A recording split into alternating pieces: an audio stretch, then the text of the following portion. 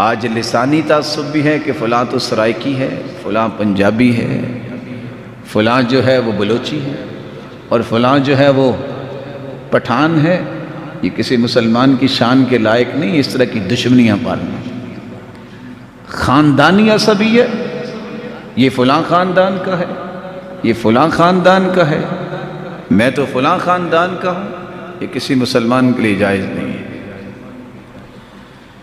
لسانی عصبیت کے ساتھ خاندانی اور علاقائی عصبیت، فلاں تو فلاں علاقے کا ہے، اس کا ہمارے ساتھ کیا تعلق ہے؟ مسلمان کے لیے یہ جائز نہیں ہے وہ اس طرح کے کام کرے۔ کیوں جائز نہیں ہے؟ اللہ کے رسول نے فرمایا تھا کل امر من امور الجاہلیہ موضوع تحت قدمی، جاہلیت کی ساری چیزوں کو آج میں اپنی جوتی کے نیچے رکھتا ہوں، میں ان کو روندتا ہوں۔ جاہلیت منتنہ، یہ بدبودار جاہلیت ہے کہ کوئی اپنے خاندان کو دوسرے خاندان سے اچھا سمجھے، اس کو حقیر سمجھے، کوئی اپنے علاقے کو دوسرے علاقے سے کہے لو میرے جیسا علاقہ کس کا، کوئی زبان پہ ناز کرنے لگ جائے۔ اس طرح کی عصبیت، تعصب اور اس طرح کی گرہ جب تک رمضان سے پہلے ختم نہیں ہوگی، رمضان کا فائدہ نہیں ہوگا۔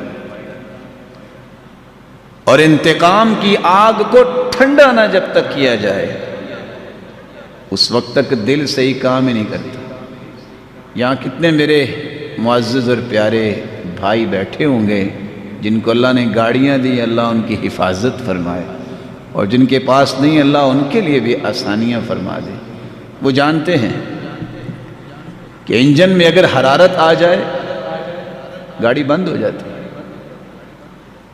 گاڑی بند ہو جاتی ہے۔ جس شخص کے دل میں انتقام کی آگ ہی بھڑکتی رہتی ہے، اس کا جنت کا سفر بند ہو جاتا ہے۔ جب تک یہ انتقامی کیفیت نہیں وہ چھوڑتا، اور یہ انتقامی کیفیت اصل میں یہ درندوں کے اندر اللہ نے رکھی ہے۔ انسان کے اندر غصہ تو رکھا ہے، لیکن غصے کی دو قسمیں ہیں۔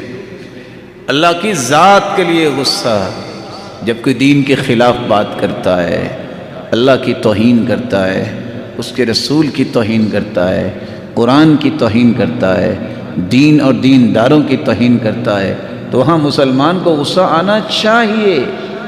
اس وقت غصہ نہ کرنا بھی اصل میں اسلام کی محرومی ہے اس کے دل میں۔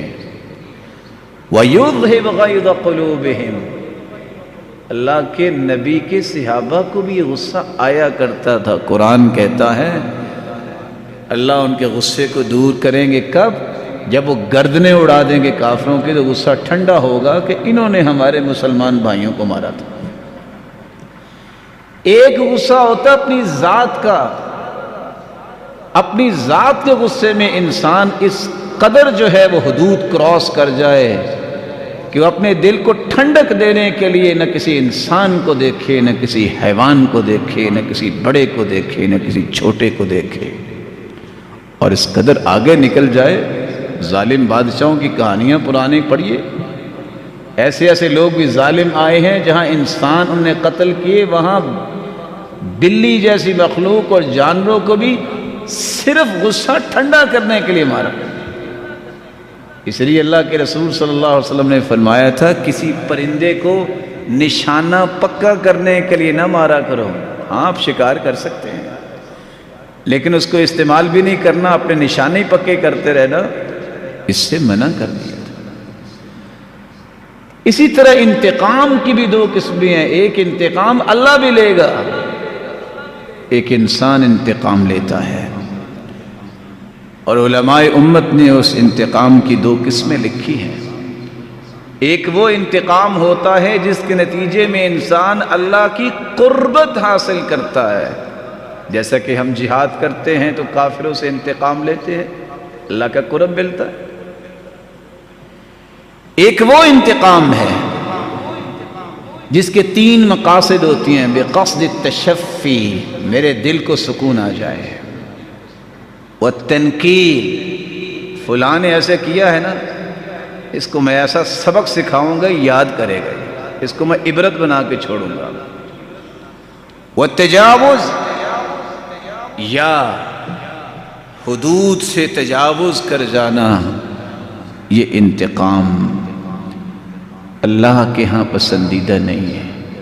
اس لیے رسول اللہ صلی اللہ علیہ وآلہ وسلم کا طریقہ مبارک سیدہ عائشہ فرماتی ہیں، ما خیر رسول اللہ صلی اللہ علیہ وسلم بین امرین الا اخذ ایسرہما ما لم یکن اسما۔ اللہ کی طرف سے دو چیزوں کا اختیار مل جاتا اللہ کے رسول کو، تو آپ اس چیز کو لیتے جس میں لوگوں کے لیے آسانی ہوتی۔ کیوں؟ تاکہ امت پہ کوئی مشقت نہ ہو، امت کے لیے کوئی پریشانی نہ ہو جائے، امت مجبور نہ ہو جائے اور یہ نیکی کا کام ہی نہ کر سکے۔ اور ساتھ فرمایا فَإِنْ كَانَ إِثْمًا كَانَ أَبْعَدَ النَّاسِ مِنْهُ، اگر گناہ کی بات ہوتی تو پوری کائنات میں سب سے زیادہ گناہ سے دور ہونے والے محمد الرسول اللہ ہوتے صلی اللہ علیہ وسلم۔ ساتھ فرمایا وَمَنْ تَقَمَ رَسُولُ اللَّهِ صلی اللہ علیہ وسلم لِنَفْسِهِ، اللہ کے رسول صلی اللہ علیہ وسلم نے پوری زندگی اپنا ذاتی انتقام نہیں لیا۔ من تقم رسول اللہ کے رسول نے انتقام نہیں لیا۔ الا ان تنتهك حرمات اللہ، ہاں اگر اللہ کی حرمتوں کو پامال کیا گیا ہے تو پھر فینتقم للہ بها، پھر اللہ ذوالجلال کو راضی کرنے کے لیے وہ انتقام لیا۔ اللہ کی حرمتیں جب پامال ہوتی ہیں تو ہر مسلمان کو حق حاصل ہے کہ وہ نظام اور اصول ضابطے کے مطابق انتقام لے سکتا ہے۔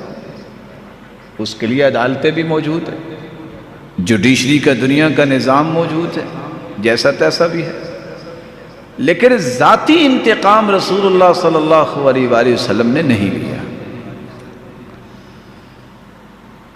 رسول اللہ صلی اللہ علیہ وآلہ وسلم کی زندگی کا یہ خوبصورت پہلو رمضان المبارک سے پہلے ہمیں یاد کر کے انتقامی ہر وہ کارروائی جو دل میں چلتی رہتی ہے اس سے توبہ کر لینی چاہیے۔